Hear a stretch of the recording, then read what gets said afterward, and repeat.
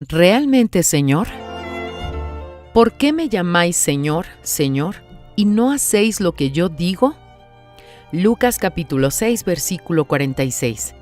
Jesús solo es Señor de aquellos que lo obedecen.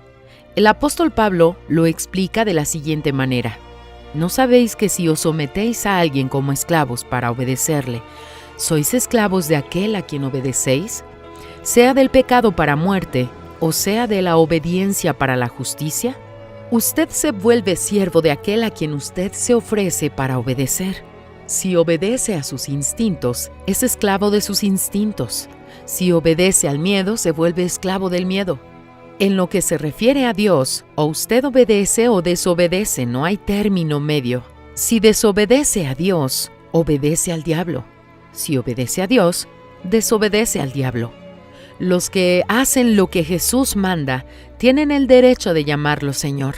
Los que no hacen lo que Él manda no son sus siervos, son siervos de sus ombligos y por ende, siervos de Satanás.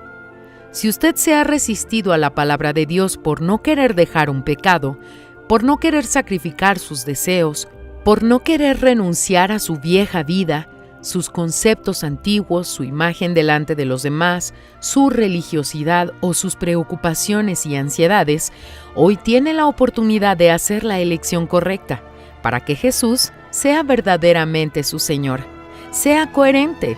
Sus palabras deben acompañar sus actitudes. Si le llama Señor a Jesús, debe hacer lo que Él manda.